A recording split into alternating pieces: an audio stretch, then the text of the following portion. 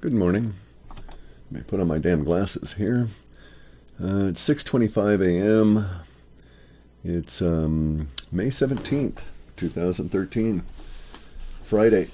I was just thinking about Mexico City after reading some stories about Popo erupting, and just remembering having been there a couple of times and very large earthquakes. This one time I was there in Zona Rosa Hotel, a hotel in Zona Rosa, the old red zone, the old city.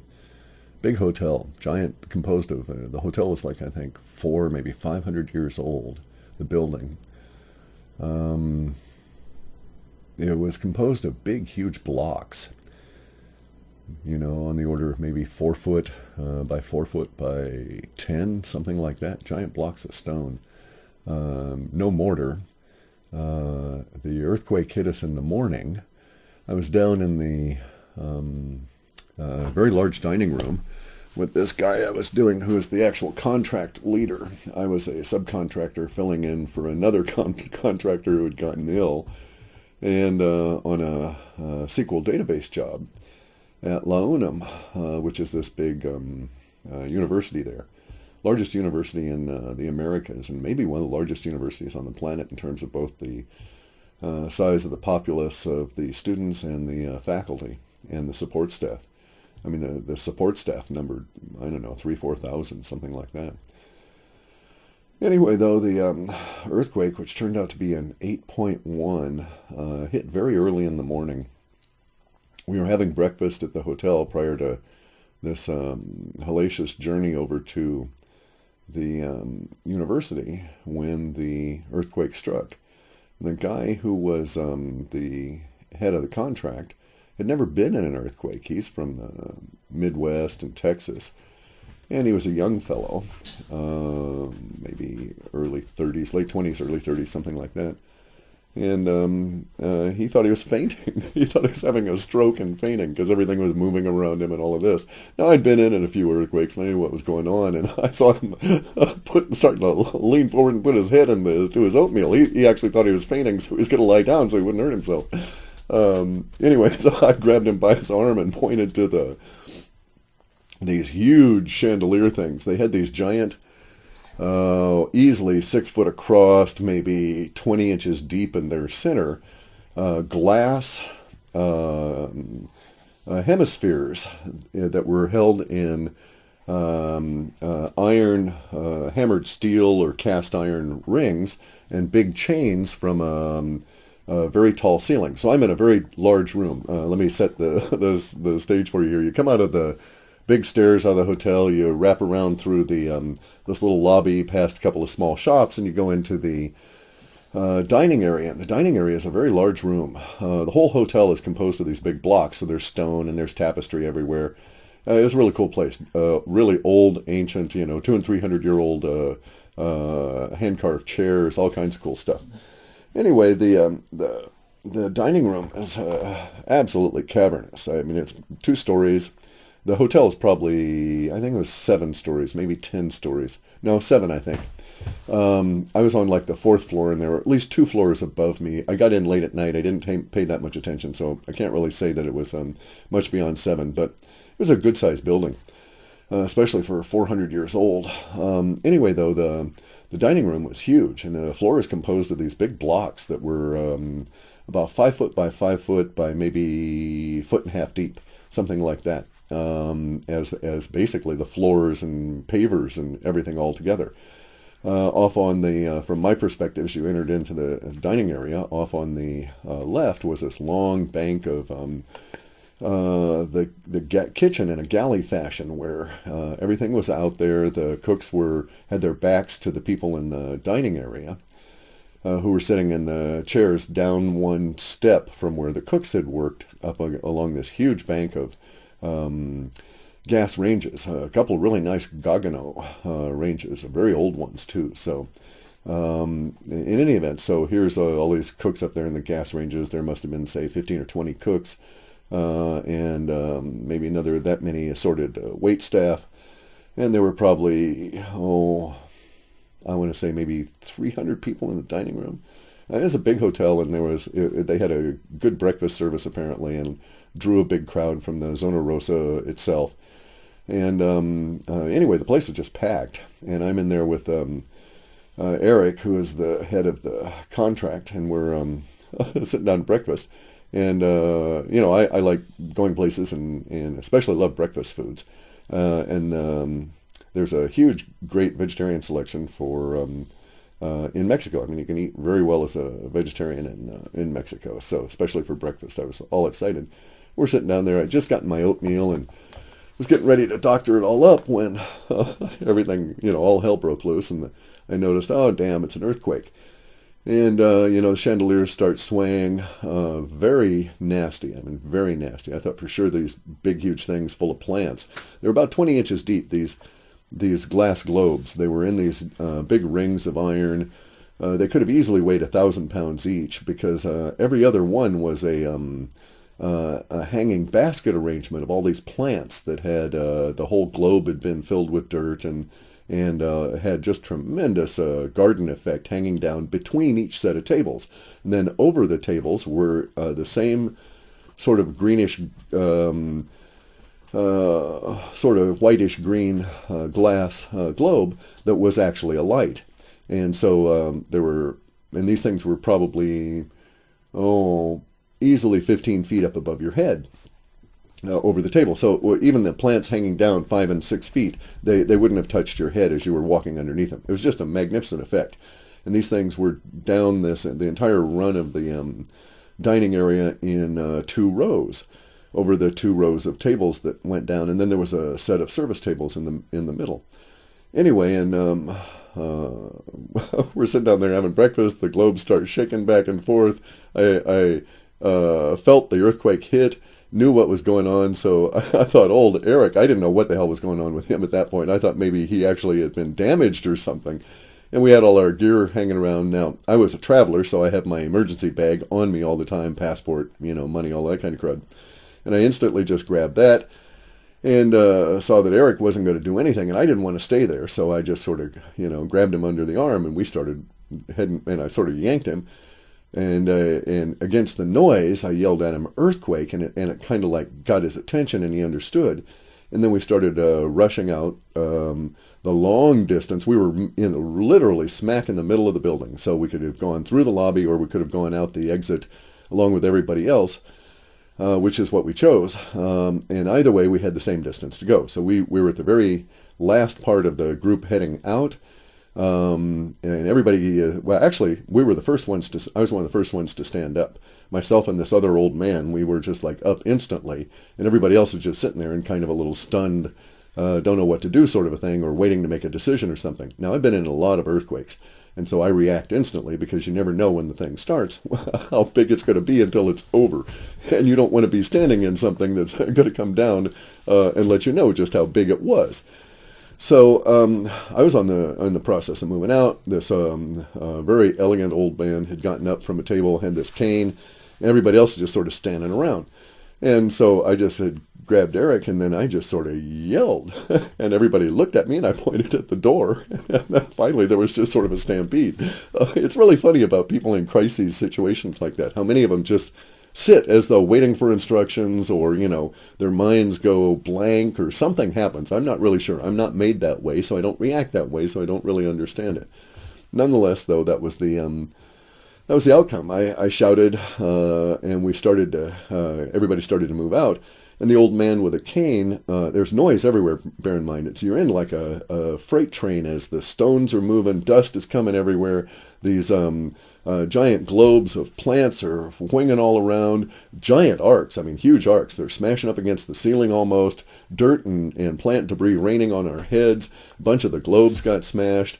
And the old man, who didn't have much of a voice, I could see he was pointing at trying to get the attention of the cooks. Then I realized he didn't want them running off, leaving the gas turned on. And I didn't, my Spanish at the time, my Mexican Spanish especially, was quite terrible.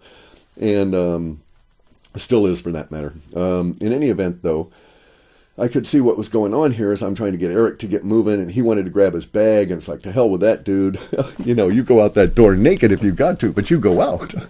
Anyway, so the old guy has this really cool gold-topped cane. And cane looked like some kind of nice ebony wood, and he's wrapping it on the table trying to get the cook's attention. Now, he's clear across the dining room from where the cooks are. The cooks are starting to freak, and they're starting to run. And so I just used once I grasped what was going on, I used my big Aikido voice and did a big kia across. I actually did a yoosh, and you do it. I won't do it anywhere near that kind of a level, but you use your big voice. You roll the thing out of the diaphragm, and it's quite intimidating. I can actually, and have, gotten people's attention well over a quarter of a mile away by being able to do that. And so I was able to get the attention of a couple of the more senior cooks who were in the process of leaving, pointed to the old man. The old man was shouting something in Spanish, which was probably, "Turn off the flames, you bastards." And so they got the idea. They turned off the gas, and we all left the dining room. Now, all this is taking place in the course of, seconds, like 30 seconds maybe, if that, because the earthquake is still ongoing. As I'm going out, I grab the old man because he's unstable on his feet, and these huge stones, 5 foot by 5 foot by maybe 18 inches thick, are rolling up and down like they were corks on the ocean, just bobbing all together. That's how I know they're 18 inches thick, as I saw many of the edges as we're trying to get out. It turns out the earthquake was an 8.1. And these the stones were just hugely heaved all over. The old guy broke his cane as he's getting out because it actually got wedged between a couple of the stones that were. He was trying to use it to steady himself. I've got his left hand in my right arm, and Eric's right arm in my left hand, and we're sort of a tripod balancing our way across these things as we try and skitter on out the door. Anyway, he puts his cane down at one point, and it got seized by the stones rolling back and crushed it. I mean, just smashed the hell out of it. It was a really serious earthquake. There's glass raining down on our heads by the time we got out of the doors. We were one of the last ones out. I think there were like 2 other cooks behind us, and then the door sill frame, which was a glass, and a modern glass and steel and aluminum kind of a structure with automatic door and stuff that had been put in the old stone opening. It just shattered and ruptured, and a lot of people got cut and stuff as we were all going out into the street. Earthquake is still going on at that time, and we're on the I think the southern edge of Zona Rosa at that stage. The hotel is, and right across this reasonably wide boulevard, there was a couple of the modern hotels, one of which was, I think, like a Ramada or something. Anyway, it's one of the regular old glass and cement structures, glass, steel, and cement. And that son of a bitch was swaying up at the top, easily, from my perspective, easily 10 feet either direction. That scared me more than being in there with the big stones falling all around, or flailing all around, and the stuff falling. I actually thought it was the end of the world at that stage, because you lose a sense of time. And as far as I knew, it could have been going on for 5 or 10 minutes. Now, realistically, it probably, I think, lasted close to a minute, which is really huge for an earthquake. And the building across from us, this hotel, whatever it was seriously damaged. Big chunks of it fallen off. It had a swimming pool in the back. Later on, when I was on the airplane leaving, I sat kitty corner. Everybody's sharing their experiences about the earthquake and stuff, and I sat kitty corner from this guy who was just like totally traumatized. He had been in that building and had been flung off his balcony into the pool. If the pool hadn't been there, he would have been smashed. He was lucky. He said all of the furniture and everything in his room, none of which had been secured to the wall other than the bed, it all came flying towards the sliding glass door, which he said fortunately sort of shut. But he said he still found himself in the swimming pool with all kinds of debris, but at least he was alive, although cut up and really seriously injured. I mean, he left in spite of, well, there was no medical assistance for any of us or any of that kind of stuff anyway, but he should have been in the hospital. He had a seriously damaged leg, had to take up 2 seats to get him in the plane. It was just a horrific mess all the way around. So yeah, quite the interesting experience with the earthquake. Some of the key lessons about it is that the certain type of human body mind combination. If you look at Ayurveda, you see that there's three different major body types, and then we're all blends of that. And there's also 9 or 11, I forget, different mental attitude types, and we're all basically blends of those. At any given moment, the mental attitude shifts. But in any event, what struck me about that earthquake was the noise, the sudden shock of it, and then the non-reaction to everybody. I see why people get killed in earthquakes, because they sit there. It's like in a state of disbelief, not moving, not knowing what the hell's going on, I suppose, and they just don't react. Now, I probably reacted that way in my first earthquake, but I was 4 or 5 when I was in Alaska in this big one, and so I just don't remember. I was actually outside at the time. I mean, I remember living through the earthquake, but I don't really remember my emotional state at the time, other than perhaps a great deal of disbelief, because I saw a big chunk of land rise up out of the airport and an airplane smash into it. Not the thing you're used to when you're a little kid. Anyway, though, the earthquake in Mexico City was illustrative of a lot of the issues that you encounter in these kind of events. In Mexico City, I mean, it's all these weird, you don't think of it at the time kind of a thing, right?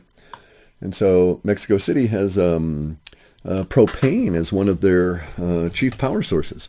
Propane that's delivered somehow to these huge tanks that are in the tops of buildings.